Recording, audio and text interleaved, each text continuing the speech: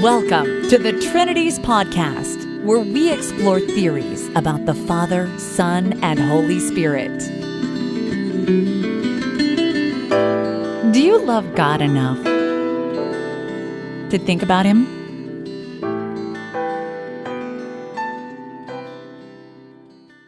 Episode 213. Has Bauckham clarified his divine identity theory? Part 1. This episode of the Trinities podcast is a sort of follow-up to a previous one, which was episode number 13, 200 episodes ago.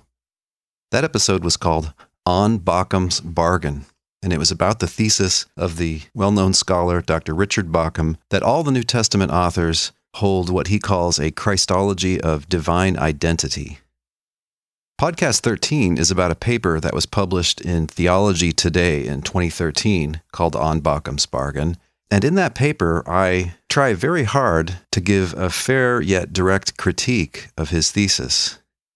In part, my abstract says, it is argued that Baukham's thesis is unclear and that on one interpretation, it is manifestly self-inconsistent, while on the other, it is too thin in content to do the work Bauckham assigns it, which is expressing, quote, the highest possible Christology, end quote. I thus argue that the theoretical costs of Baukham's theory outweigh its theoretical benefits. So in the simplest possible terms, my criticism was that Dr. Baukham's thesis, his theory, is too unclear to help us correctly read the New Testament. Now, Dr. Bauckham has never, to my knowledge, responded in any way to this article. Why has he not responded? I have no idea, so I won't speculate. What's so interesting to me, and frankly a bit disturbing, is that so many evangelical scholars have, I think, uncritically bought into this thesis that the New Testament writers include Jesus within the divine identity. And so you see this popping up in all sorts of places, in biblical scholarship by people like Gordon Fee, in popular evangelical apologetics, in systematic theologians, even in analytic philosophers. So naturally, I was very interested to learn that in 2017, Dr. Bauckham gave a talk entitled Divine Identity as a Conceptual Tool for Understanding New Testament Christology. This was given at the Logos Institute at the 2017 Logos Conference at the University of St. Andrews in Scotland.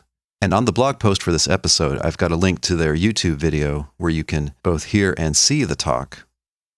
In this and in the next episode of the Trinities podcast, I'm going to present the audio of Dr. Baukham's session with some commentary by yours truly. I have to warn you, the sound quality is pretty poor. I guess what was posted was just the sound coming into the video camera. I've edited it. I've cut out some stumbles, some noise. So I've edited it for length, and I've tried as best I can using the best technology I have to make it more understandable. But before we go to Dr. Bauckham, I just want to make a basic conceptual distinction that's really universal among analytic philosophers. But it's something that's hard to fit into this talk, and that's the distinction between numerical and qualitative identity. So identity just means sameness, and there seems fundamentally different kinds of sameness. Think about identical twins. Say a couple of young ladies, you look at them, you find them hard to tell apart. It seems that whatever quality one has is also a quality that the other has. You might say they're indistinguishable, but of course you don't mean that in a strict sense. Actually, once you get to know them, there are some differences of personality or differences in the way they act or carry themselves or slight physical differences. So notice that identity in the sense of qualitative similarity comes in degrees. There are degrees of similarity. Some twins, for instance, are very, very similar, and some twins are just a little bit similar, right? There's a sliding scale there. And also, there are different aspects of similarity. If we're just giving examples with people, two people might be alike in their political views, but unlike in their bodies. Or people might be alike in their tastes in ice cream and very different in their tastes regarding coffee. Okay, so qualitative identity is just similarity. That's just what we mean. It comes in degrees. There are different aspects of it. Now, there's also numerical identity. Numerical identity is a relation that can never obtain between two things. Numerical identity is only a relation between a thing and itself. So you could argue about whether it's strictly speaking a relation or not. It might depend on your ontology of relations. But when someone makes a claim of numerical identity, for instance, they say Samuel Clemens just is Mark Twain, what you're supposed to do then is take the concept you have of Samuel Clemens or the box in which you put information about Samuel Clemens, and take the concept of Mark Twain or the box in which you store information about Mark Twain, and you're supposed to realize that really there's only one box. Samuel Clemens just is Mark Twain, and so whatever is true of one is going to be true of the other. There's just one being we're talking about. So, as concerns people in the Bible, you are supposed to realize, if you're a careful reader, that Saul just is Paul. And you're supposed to recognize that Abram just is Abraham. Now, you can talk about the names and say that Abram and Abraham are co-referential. That's true. They're just pointers to the same guy, the same being. Or we can say Abraham just is Abram, and vice versa. The one just is the other. There's only one being here. So notice that numerical identity doesn't come in degrees. It's just an all or nothing thing. A and B either are the same thing or they aren't. It makes no sense to talk about degrees of identity, nor do there seem to be kinds of identity. Some people have thought that there are kinds of identity, but really most metaphysicians now think that numerical identity is just a simple, fundamental concept. In a sense, it can't really be defined if by defined you mean defined in terms of other concepts. Of course, we can also talk about the same man, the same horse, the same rock, the same planet, the same God. But if some A and B are the same anything, that implies that they are numerically one. And this type of identity, numerical identity, it excludes there being any difference between the things that we're talking about. Now we have to throw in a qualification here. I think this has to be put in terms of intrinsic features instead of relational features, and we have to add the qualification at one time or in eternity. Clearly, things change through time, and yet they still remain the same thing. So you're a little bit different yesterday than you are today, and yet this is the life of one and the same human person that we're talking about. So numerical sameness, we all know by experience, is consistent with change through time. Go back to the example of Paul and Saul. If Paul just is Saul and vice versa, if we're just talking about one man here, there can't be anything true of Saul that isn't true of Paul if we're talking about one and the same time, right? So Saul can't be in Jerusalem and Paul be outside Jerusalem at one and the same time. Now, philosophers have discussed a lot of interesting kinds of puzzle cases. So, for instance, maybe a person used to know Paul back when Paul was a persecutor of the Christian movement, but this person's never heard Saul of Tarsus referred to as Paul. So you might say Jack believes that Saul was persecuting Christians in a certain year, and yet Jack does not believe that Paul was persecuting Christians in that year. So, here's the difference between Saul and Paul, right? Saul is such that Jack believes him to have been persecuting Christians in that year, and Paul isn't like that. So isn't there a difference there between Saul and Paul? Well, it's not a difference in the man himself, right? Doesn't matter what you call him, that guy was persecuting the early Christian movement in that year. If someone doesn't know that he's now called Paul, well, that's interesting, but no, that doesn't seem like a real difference between Paul and Saul.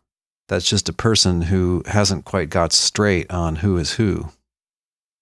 So yeah, if A and B are the same thing, then whether at some particular time or in eternity, they just can't differ in any way because they're numerically the same thing. This is just the insight that a thing can't be and not be a certain way at a certain time or in eternity. So what if you say Jesus and God are identical? Well, if you mean qualitatively identical, that's to say that they are similar. And I think that's straightforwardly asserted in the New Testament. Jesus is making this very point when he says, if you've seen me, you've seen the Father. That's because they're like one another. They're doing the same sorts of things. They're about the same project. They have the same sort of character. If you say that Jesus and God are identical and you mean numerical identity, then you've just said that Jesus and God couldn't differ in any way,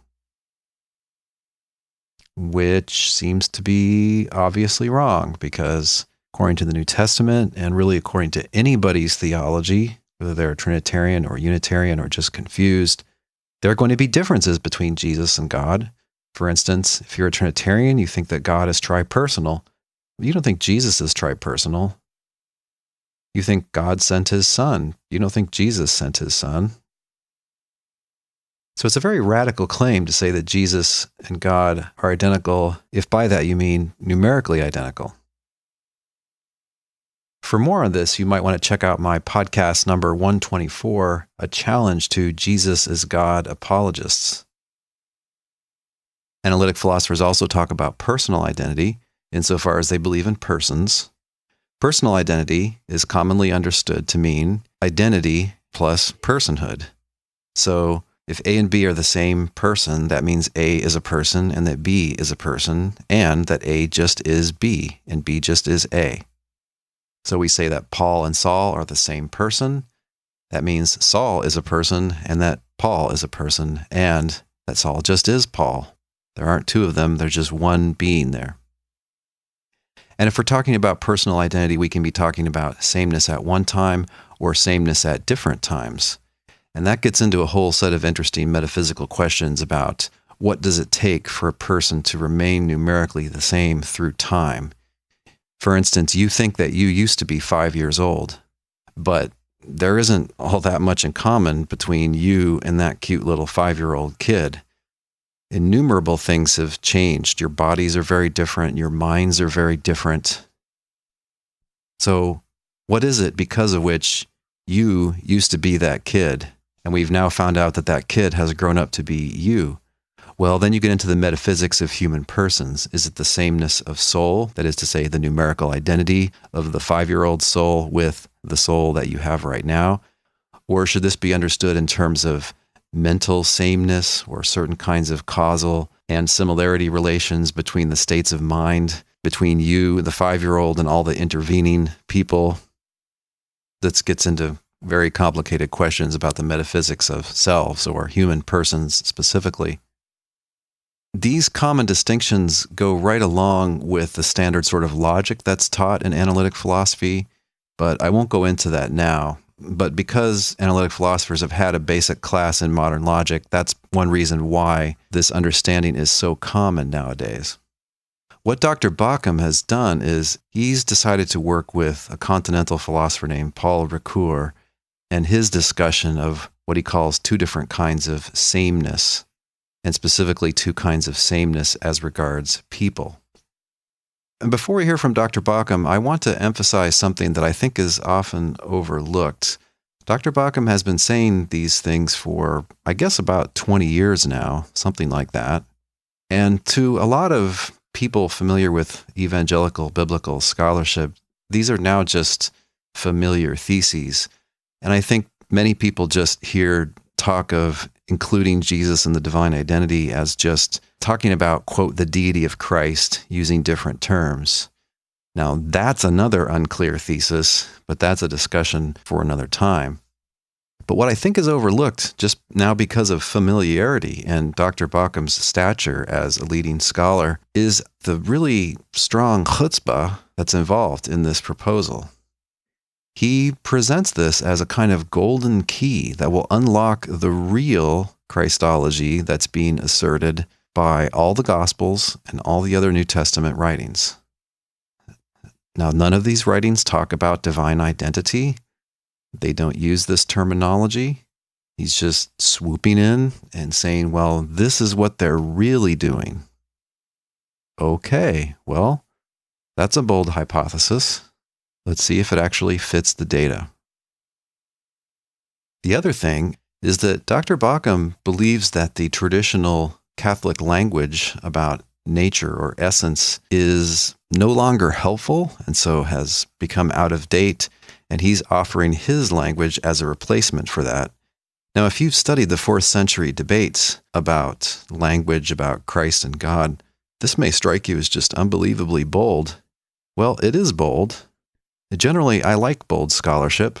I think scholars tend to be cowardly and conservative and to just color within the lines, so to speak. But, a bold hypothesis could be a big success or it could be a big failure. The devil's in the details. When the Trinities podcast returns, Dr. Baukham's presentation.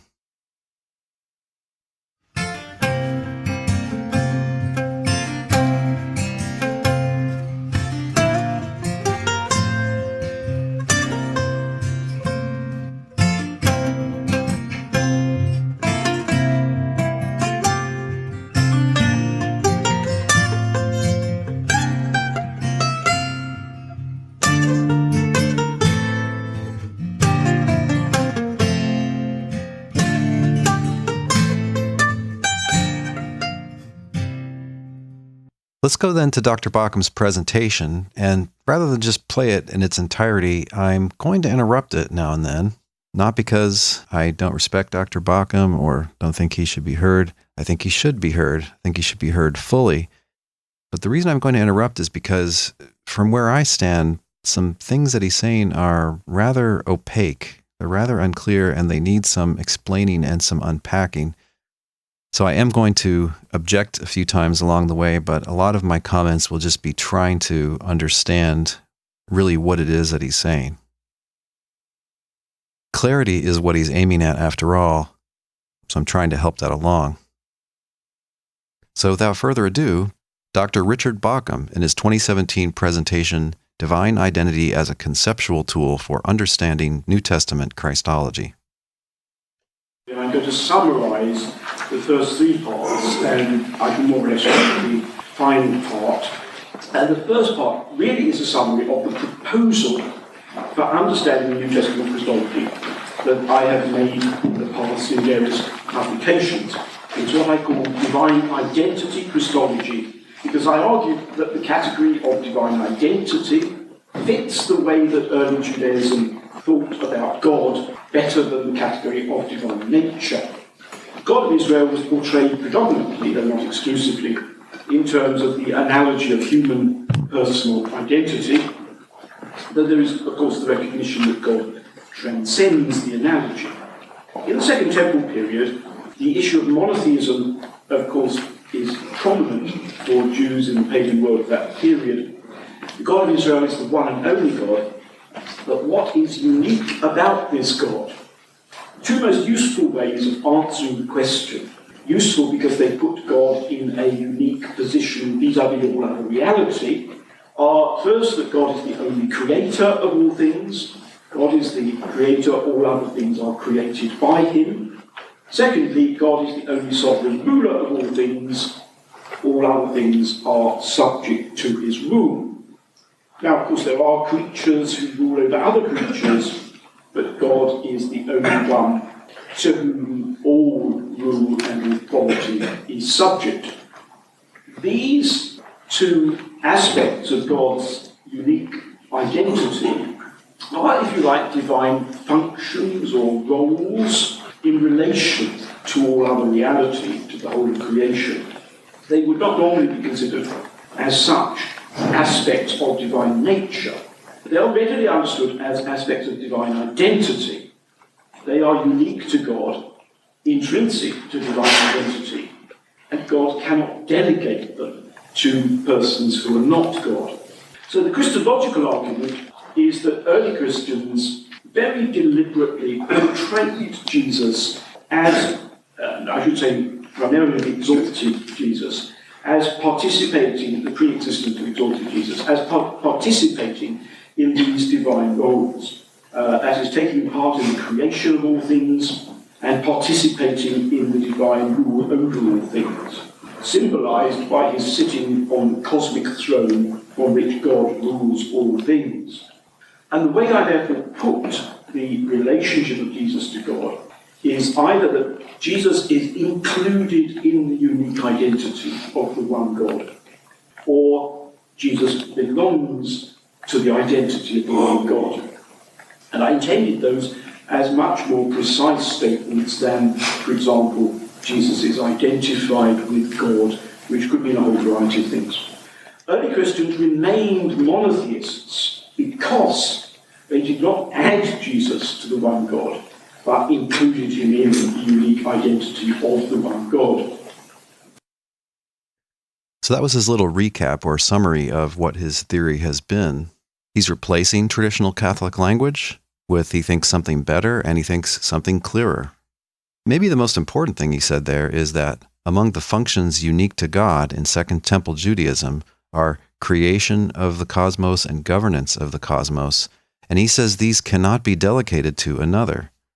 Okay, so then if Jesus is presented as being in some sense the creator and as governing from God's throne, then that means Jesus just is God himself, because God can't delegate these to another, right? So one line of his thinking just seems to straightforwardly collapse Jesus and God. Jesus just is God, or he's something like a personality or mode of God, a way that God interacts with the cosmos. But he says it's not a different God. He says in the New Testament, this is the same God that we're talking about. Okay, but if the Father and the Son are the same God, they're just the same. To be the same God is for each to be a God and for them to be identical. So if they're the same God, then the one just is the other. Jesus just is God and God just is Jesus. You've collapsed the distinction between them. Let me just briefly mention that it'd be hard, if this is what the New Testament was saying, to make sense of the early Logos theories in the 100s and in the 200s in early Christian history, because they do not say that the Logos is the same God as the one true God. They say he's a second God. And in fact, they pretty clearly imply, many of them, that the Logos is a lesser and yet still in some sense divine being than the one true God. So no, they're not the same God. The Logos may to some extent participate in the divinity of the Father, participate in a Platonic sense of derivation, which implies a degree of similarity. But yeah, the mainstream Christians who weren't into Logos theory objected that they had introduced a second God. Now, how on earth could all this happen if the New Testament clearly presents Jesus and the Father as the same God? I think that would be a hard question for him. In any case, back to Dr. Bauckham. Well, that's what I've said before in much more detail. The purpose of this paper is to, as it were, move on from there by thinking more about the category of personal identity and what it means to apply that to God, God of Israel, and then in Christology. For that purpose, I have taken up from Paul Ricoeur's account of personal identity, which I found very helpful in many ways, but I found it particularly helpful at understanding the biblical portrayal of divine identity on the analogy of human personal identity. Ricoeur's account was human personal identity. And among other advantages, Ricoeur's account takes very seriously that human personal identity is a narrative identity. Therefore, to think about identity, we must think about the way in which a person is identified and identifiable as the same person over time and through change. Let me just pause here for a minute. In the beginning, I distinguished qualitative identity from numerical identity, which is to say, similarity from numerical sameness. Now, Dr. Bauckham is bringing up a different realm of ideas, which is identification.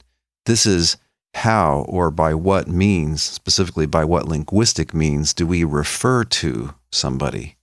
And by which of an object's discernible properties are we able to tell it apart from other things? So call this identification, being able to recognize something and distinguish it from other things. Now we're in the realm of epistemology. We're in the realm of human knowledge. Okay, so when he was talking about divine identity, in many cases he's just talking about how, based on scriptures, Jews and early Christians would refer to God using certain ideas or certain words. Back to Dr. Bauckham. How does personal identity negotiate the polarity of continuity and change, sameness and difference? Answering this question may help us with some of the most puzzling issues in Christology, which are also about continuity through change in God's narrative identity. Okay, so we're back to metaphysics here. We're now talking about how can something remain the same through time. What happened to the epistemology topic? Well, I think it's going to be mixed into the metaphysical topic. He continues. Recur distinguishes two poles of personal identity, to which he refers by using the Latin pronouns idem and ipse. Idem refers to sameness. Recur calls it the what of personal identity. Ipse refers to selfhood. He calls it the who of personal identity. Idem is the object of identifying reference, a personal name, for example, unique to one person, or an identifying description that refers uniquely to one person to no other. Those are referring to idem identity. Ipse is the personal subject, the I, that negotiates its enduring identity through change. All sorts of objects have idem identity, but only persons have ipse identity. So how are idem and ipse held together in the narrative identity of the person? Wow, okay, so we're into Ricoeur's terminology. He wants to say there are two kinds of sameness. There's being the same person. That's what he's calling ipse identity. And then there's being the same thing. Well, of course, a person is a thing. So if A and B are the same person, they're going to also be the same thing. And of course, A and B could be the same thing without being the same person because they could just fail to be persons at all. A and B could be terms that refer to a certain rock. I guess that's clear enough to apply. Let's see how he applies it. So how are idem and ipse held together in the narrative identity of the person? Wow, I don't know what the question is here that he's setting out to answer. It sounds like he's wondering how is it that a thing can last through time and change, which is a metaphysical question. But I know that he's about now to switch the subject back to the subject of identifying, that is, characteristics or terms that enable us to refer to something. Two main aspects of this. First, idem identity requires stable characteristics that enable others to identify the person as the same person. So by idem identity, he's talking about that someone is able to recognize a thing as the same thing as before. In other words, that someone's able to recognize the numerical sameness of a thing through time. But of course, something might remain the same through time without anybody being able to recognize it. There's a metaphysical question of what sameness through time requires. There's an epistemological question about how it is we re-identify things or how it is we know that something has lasted through time. I think he's not separating these questions. Let's hear that bit again. Two main aspects of this. First, idem identity requires stable characteristics that enable others to identify the person as the same person. That would be true, of course, of tables and chairs or mountains or anything. But in the case of persons, these characteristics include what we call character, which, while it is subject to change, we expect to remain, to maintain enough consistency to be identifiable as the character of that person. In the form of character, idem identity overlaps ipse because it is personal acts that maintain consistency of character. Ricoeur says character is the what of the who. And then secondly, the self, ipse, maintains identity over time and through change by acts of self-constancy, such as promise-giving and promise-keeping. Here, ipse identity overlaps with idem identity because it depends on that aspect of stable character that we call faithfulness. Now, it sounds like Dr. Bauckham just said that a self, a person, manages to remain the same through time by acts of faithfulness. That just seems obviously incorrect. You can be the same person through time and be faithless and untrustworthy. your sameness through time is just a more fundamental aspect of you than what your character happens to be or what your actions happen to be. So I'm not sure why he's saying that. Note that both character and promise-keeping are relational. The identity of the person is maintained through change by characteristic behavior towards others and reliability in relation to others. Now, a third relevant element, and relevant to I'm thinking about divine identity, in Ricoeur's analysis of personal identity, is that it is the category of acquired identifications. And these are identifications of the self with, Ricoeur says, values, norms, ideals, models, and heroes. And we could easily add to that list, why not add spouses, children, friends, institutions, and so forth. Identifications with something other than the self. And Ricoeur says these two are maintained by faithfulness, loyalty, fidelity. Okay, so when Dr. Bauckham talks about acquired identifications, to me, he's clearly within the subject matter of epistemology. He's talking about how we identify or refer to something and distinguish it from other things. And when he talks about identifications, I think he really just means associations. So an identification of a thing is something that we associate it with. So we associate Abraham Lincoln with freeing the slaves and with the Civil War and with the presidency and with hats and beards and old-timey looking daguerreotype photographs. So an identification is just something that we mentally associate with a thing, and it can be a way that we use to refer to the thing. We can talk about the tall guy in the hat with the beard. We can talk about the guy who used to be president. We're referring to him through his relationships to other things. All kinds of different relationships. We could be talking about interpersonal relationships, or we could be talking about other relationships like having a beard or having worn tall hats and things like this. Back to Dr. Bauckham. This account of personal identity applies, I think, very readily to the Hebrew Bible's portrayal of God in terms of a narrative identity. This God has unique identifying descriptions that define him as this God and no other. He has a personal name, the Tetragrammaton, and he can be referred to uniquely as the God who made heaven and earth, or the God who brought Israel out of Egypt. Right. So what he's saying is that God, according to Scripture, according to ancient Jewish and Christian tradition, has unique identifying descriptions that are supposed to apply to him and not to any other, such as creator of the heavens and the earth. And he also has a personal name, Yahweh, or we can just use a title like the Creator, and these are ways that we refer to God. Right. And notice that the use of a personal name and personal pronouns assumes that God is a person. That's how these ancient languages tell us that the God they're talking about is literally a self, a he, and not an it or a they. God's character in the classic revelation to Moses, Exodus 34:6-7, echoed many times in both Testaments. God's character describes God as he relates to Israel and to the world. And it's by these characteristics that God is identified in his dealings with his people. Right, as the same self. God's idem identity, his character, and his ipset identity are connected by his faithfulness and self-constancy, which also appear in promise-giving.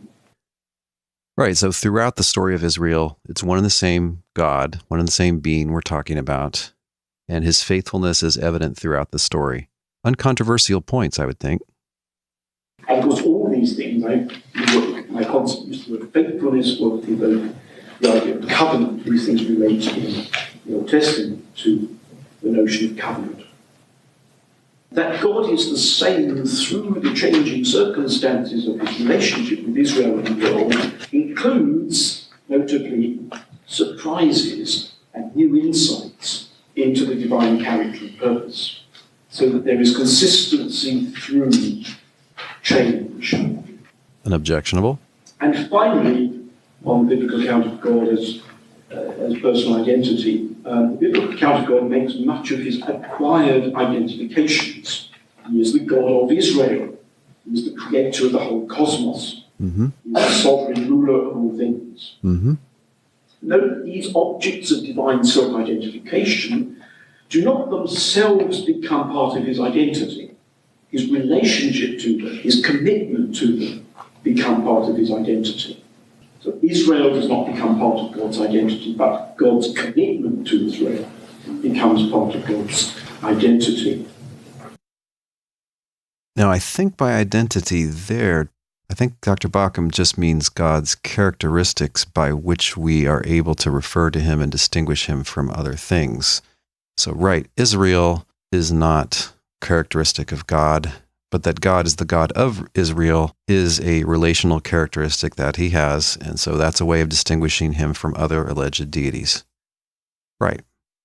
When the Trinities podcast returns, Dr. Bauckham applies these thoughts about personal identity to New Testament Christology.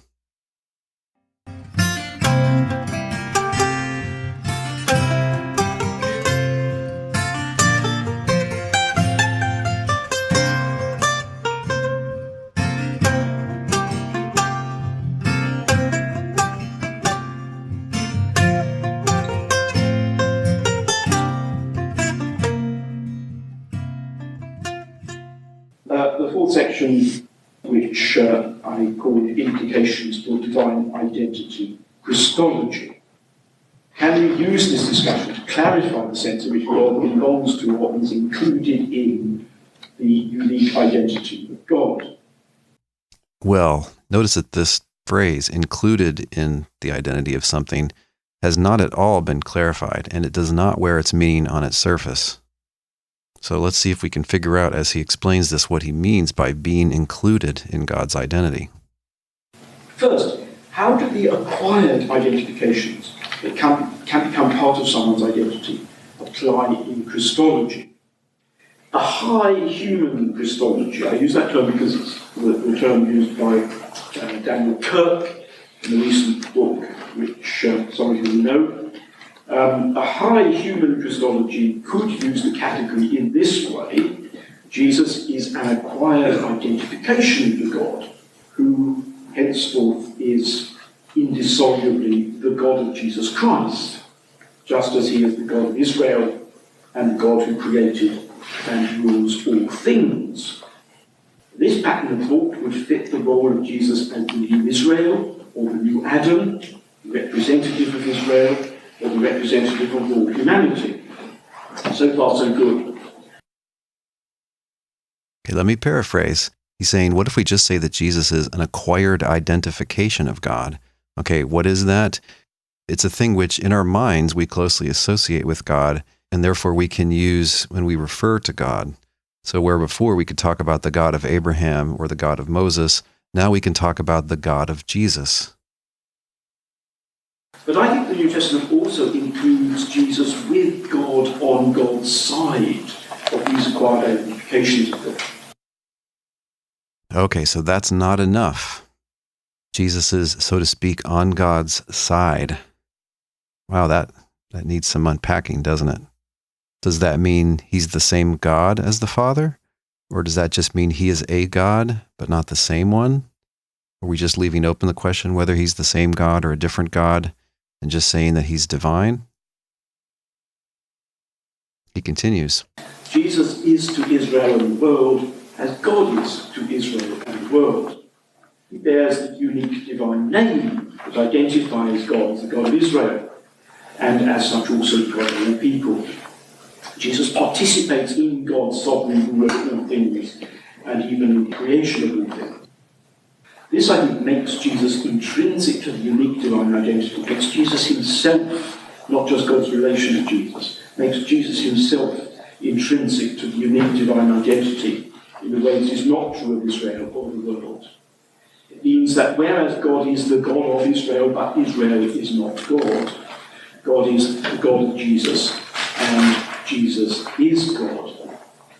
Both Israel and Jesus are, in a sense, identified with God, which is why that phrase, identified with God, which Andrew Kirk uses frequently, is so elastic and can do so many things.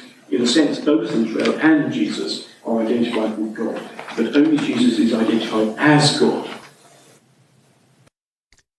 Identified as God. Well, it sounds then that Jesus and God are the same self. And if they're the same self, they're just the same. That is, numerically the same. Just like if Saul and Paul are the same self, they have to be the same man. If they're the same man, they have to be the same being. So it looks like Dr. Bauckham has just collapsed the Father and the Son of the New Testament into one and the same being. If he hasn't done that, it's unclear why not. But this much is clear. He's saying not just that the New Testament associates Jesus closely with God, with his God, it's saying that Jesus is his own God. Well, I wouldn't have thought that God of was a relation that you could bear to yourself. So it's a very strange claim. The meaning of it is unclear. He's just said that according to the New Testament, Jesus is God and just ran right past it. What does that mean? It could mean a bunch of different things. As I said before, if he's right about the New Testament, then it's really inexplicable how the Logos theologians come along and think that Jesus is a second God. And they don't think that Jesus and God are the creator in the same sense. What people like Justin Martyr thought is that God was too transcendent to directly interact with material creation. And so when it was time to create, he expressed or spoke out his inner word, thus bringing into existence an intermediate being, intermediate between the transcendent source of all and the cosmos. And it was this intermediate being who, so to speak, got his hands dirty. So basically they think that the Logos is the direct creator of the cosmos and that God is the indirect creator who only creates through the Logos.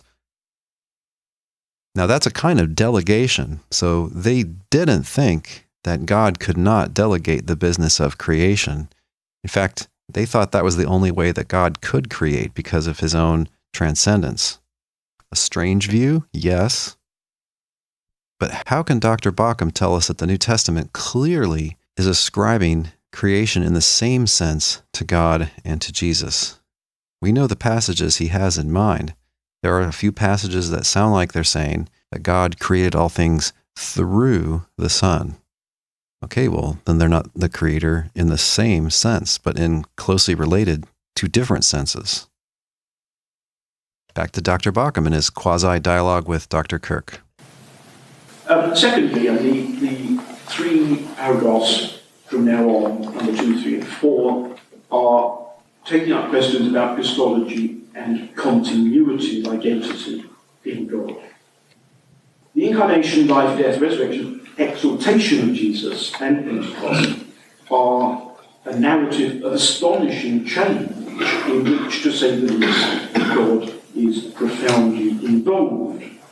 How is God's self-constancy maintained through these wide-ranging discontinuities in his history with Israel and the world? We may say that throughout, God is faithful to his loving purpose for Israel and the world. We can add that he is faithful to that purpose and indeed fulfills it through the mutual faithfulness of God the Father and Jesus his Son. God is faithful to his word and his loving commitment to the world through the mutual loving faithfulness of the Father and the Son, which is maintained through the deepest discontinuity, the abandonment Jesus suffers on the cross, and in this way is maintained through and beyond all human abandonment. In this way, the events of the history of Jesus do not threaten the identity of God in Israel by intruding a second human person into his identity. Rather, they are the surprising way in which the identity of the God of Israel is maintained and fulfilled. Okay, so let me paraphrase. He thinks that the New Testament teaches that God came in human form and died, and yet it is the same God as was talked about before in the Old Testament. And this God is being portrayed as faithful to his earlier promises. And the way that God's faithfulness is shown is by the relationship of the Father and the Son. My only comment about this is that he's treating God as a self, And this self shows his own virtues through the Father and the Son, who looks like he's presupposing are really not different from the divine self.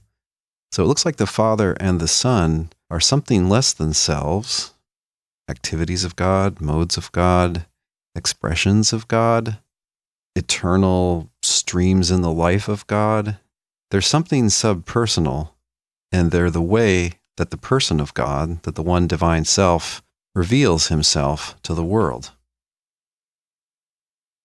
That's what I understand him to be saying there. As to the humanity of Jesus, or the human nature of Jesus, it's not clear to me what Dr. Bauckham does with that. In fact, it's hard to fit a man into something like a mode of God, or a personality of God, or an expression of God, or something like this. Those don't seem to be in the right category to be a man. So it's unclear whether or not this is docetic, whether or not, in his view, Jesus just appears to be a human. So therefore, he turns to that topic. Point 3. With regard to the divine identity of Jesus in relation to his humanity, the New Testament does tell a story of a divine subject who becomes fully human and is the particular human being Jesus, living, dying, risen, and exalted. This apparently simple continuity of selfhood between the pre-existent and the incarnate one, such that Paul can call the pre-existent one Jesus, and the Johannine Jesus can speak of his own pre-existence, may seem naive. Two quick comments here. First, I think we all know the passages he's mentioning in John, which can be read as Jesus remembering his pre-existence. And this, I think, is well addressed in Trinities Podcast 62 by Dr. Dustin Smith. Now, about the case where Paul calls someone who's pre-existent Jesus, I don't know which passage he's referring to there. As far as I know, there aren't any of those. Jesus in the New Testament, as far as I know, is the name of a man who was born to Mary, and so is not applied to what Catholic theology calls the eternal, fully divine Logos. But maybe someone in the comment could tell me what passage he has in mind there. But let's suppose he's right, that Paul talks about someone who existed before the time of Jesus as Jesus, and suppose that Jesus in the Gospel of John remembers his existence in a more glorious condition before he took on the form of a man.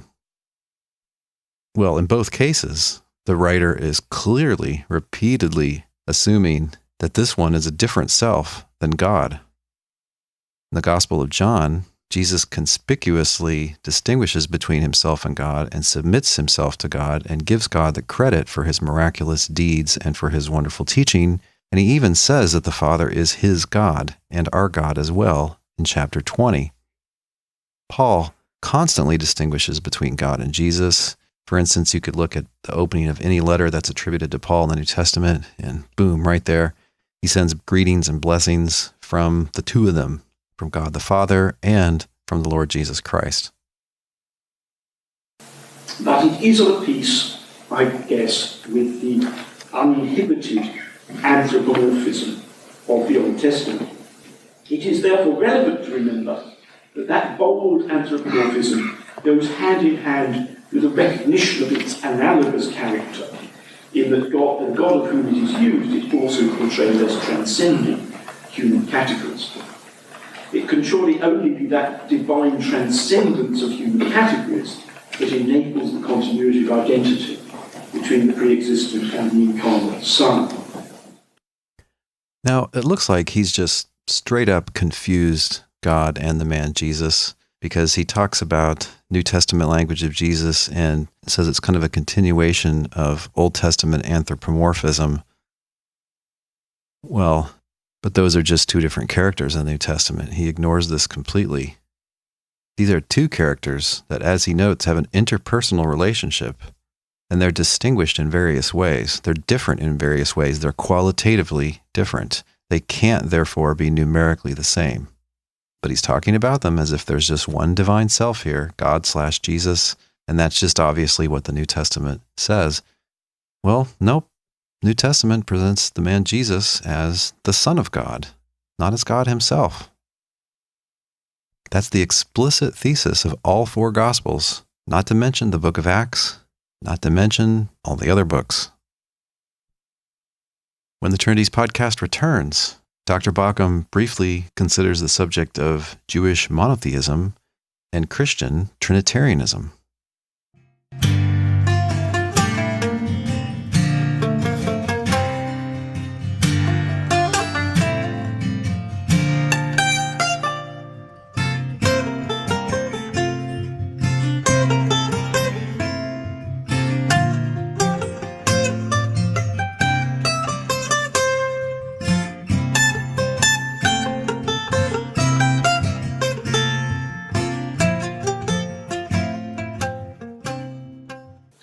And fourthly, with regard to the one God of Israel and the triune God of Christian faith, I think we can say that the New Testament repudiates nothing that the Hebrew Bible says about the unique identity of God.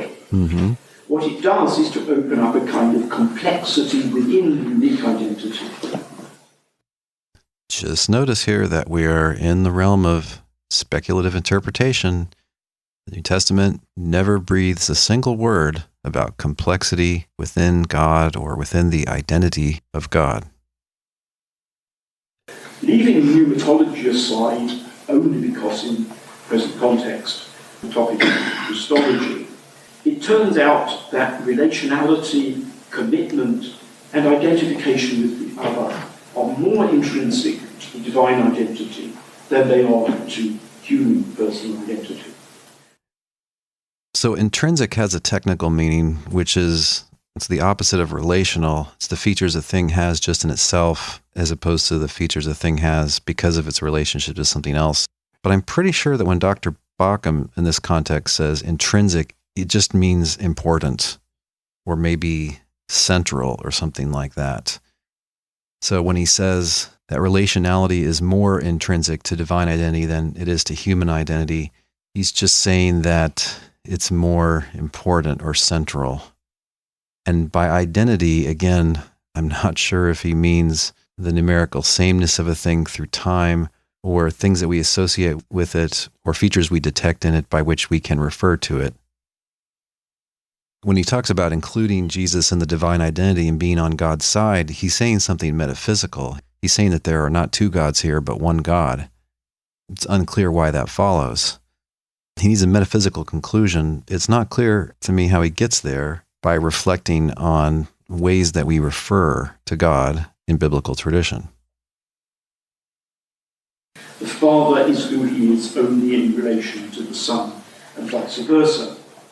Though relationality as such is intrinsic to human identity, no single relationship constitutes who each of us is in the way that the Father-Son relationship evidently does in God.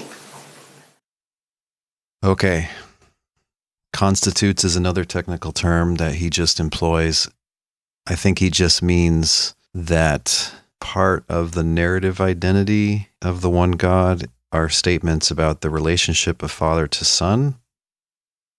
Okay, and insofar as that, quote, constitutes who God is, in other words, that's like an important part of how we describe God, how we refer to God, right, to one and the same person or self.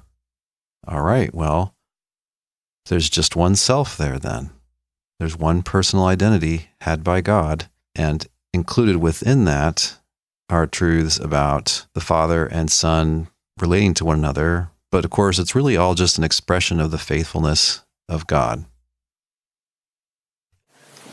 At this point, once again, the human analogy is transcended, though it illuminates, and we are on a level where what seems a contradiction between the Old Testament's portrayal of God as analogous to a human individual and the portrayal, at least in some parts of the New Testament, of God as analogous to a plurality of intensely interrelated subjects.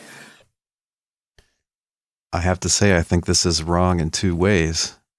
The Bible doesn't say anything about God being analogous to a human individual. That's a later medieval theory that's foisted upon the Bible. What the Bible does is it portrays God as like a human individual, and so as literally being a self. And the way that the Bible asserts that God is a self is by using personal pronouns of God. And also you see God appearing in humanoid fashion, which naturally goes hand in hand with the idea that he is a self, not a human self, but a self, a he, and not an it or a they. So it's definitely part of the content of biblical revelation that God is personal, which is just to say that God is a certain wonderful, powerful, unique self. That is part of the content. It's not put by using the term self, but it's put by use of personal pronouns. As far as God being analogous to a plurality of intensely related subjects, I have to call his bluff on that one. There's nothing like that in the New Testament anywhere. Where do you have anywhere in the New Testament God being a group? Or even just the twosome? There's God, and then there's the Son of God, and they love one another. The Son of God does the will of the Father. The two are cooperating. They're on the same team. Father sends the Son, and so on. But in all of that, the one God is one of the two parties. It's the Father. Where exactly is the part in the New Testament where you see the one God in any way being portrayed as a plurality of intensely related subjects? I claim it's just not there. It's imposed on the text by people coming along with a later theory. Furthermore, if the New Testament straightforwardly asserts that God is a self and also that God is multiple selves, it looks like the New Testament, or if you like the Bible as a whole, is confused. It's contradicting itself, saying that God is and isn't a single self. Okay, well, he slips in this talk of analogy, and he wants to say that the content of biblical teaching is that God is analogous to a self, and that God is analogous to a plurality of intensely related subjects. Okay, but that's all consistent with God just literally being a self, right?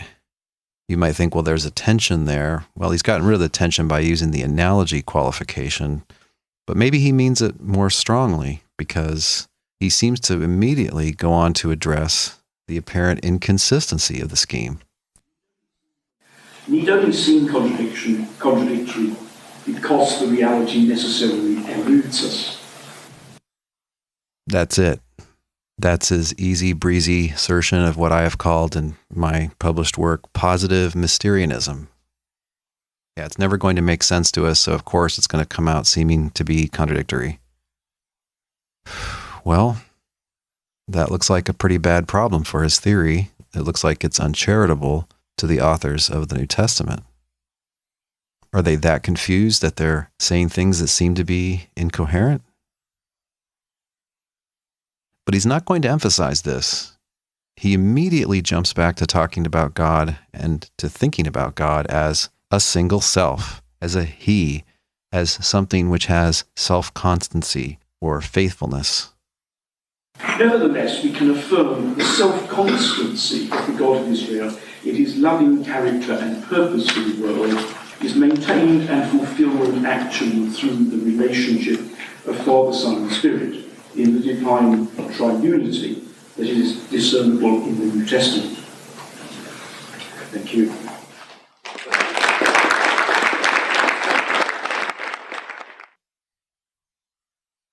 So that's the end of his talk. Do you think that he clarified his thesis that in the New Testament Jesus is included in the divine identity? In my paper published in 2013, I noted that he says some things that sound like he's a social Trinitarian, which can be the thesis that the Father, Son, and Spirit really are three selves that really do enjoy an interpersonal relationship. And I couldn't reconcile that to his seeming implication that Jesus just is God himself. So it looks like the Father and Son would have to be something less than selves, although he doesn't lift a finger in this talk to clarify what they would be if not selves, right? The one divine self is God. But then he also talks about God expressing his faithfulness through the Father and the Son, who are in some sense God. The only way I can make sense of that is that he thinks that they're modes of God or ways that God lives or ways that God acts. So then if you're thinking about the New Testament, and there you have the Father and the Son, really there's only one self at work there. But that one self isn't strictly speaking the Father or the Son, it's God. It's God who's expressing himself in those two ways. So if this is right, and next week we'll hear the rest of the session, it's not clear if it is right, but if this is right, then Dr. Bauckham is really what I call a one-self Trinitarian. And I think that makes real problems for Christology because it's not clear that a mode of God or personality of God, a stream in the life of God, or whatever you want to say this is, it's not clear that this Son that he's referring to can be a man. And it's also not clear that there is really a two-being, that is, two-person, two-self personal relationship between the Father and the Son, because they don't seem to be true selves. They are something like expressions of the one divine self in the way that he's explaining this. Now, is he really meaning to say that his account is apparently incoherent? Is he meaning to say that God is one self and also God is many selves? I don't think so, because of the way he qualified it by talking about God as analogous to a self and God as analogous to multiple selves. Look, I'm analogous to a human self, and I'm also analogous to many human selves, just insofar as I have different personalities. There's Dale the professor, Dale the friend, Dale the father, right? Those are analogous to human persons, but they're not persons, they're not selves. There's really only one Dale, there's really only one self. Now, as to this triunity of God, which we just observe in the New Testament, I would beg to differ. If you think that's really rather obvious, then I'd like to know what your reaction is to podcast 189, which is called The Unfinished Business of the Reformation. And there I explain why it's highly unlikely that any of the New Testament authors were presupposing or assuming a Trinitarian view of God. To the contrary, all the authors of the New Testament, as best I can tell, are assuming that the one God just is the Father. God is not only analogous to a self for them, he is a certain self, and also they tell you which one. It's the Father. It's not also the Son. The Son is a different being. It's a different character in the narrative, being which is not essentially immortal like God, but which can die and then can be given immortality. If I'm right, then people that say that there is a triune God portrayed in the New Testament are committing a fallacy of anachronism. They're projecting later ideas back into an earlier text. It's just as big a mistake, if I'm right, as saying that Thomas Jefferson taught something about the internet. Jefferson never had a single thought about the internet. It never entered his mind. It was not on his radar at all. And anything you think he said about the internet, well, that just can't be right. You must just be projecting. I have argued it's just as big a mistake to project the idea of a tripersonal God into the first century. It just isn't there. What is there is a theology that's incompatible with it, on which the one God is not tripersonal, but rather the one God just is the Father. The Father is explicitly the one true God and the one God, the unique God in the New Testament.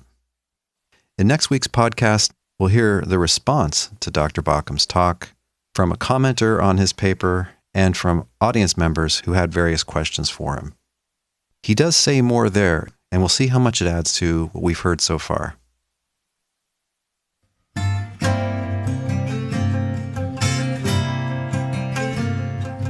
This week's thinking music has been the track Minstrel by Jason Shaw. As always, there's a link on the blog post for this episode where you can listen to or download that entire track.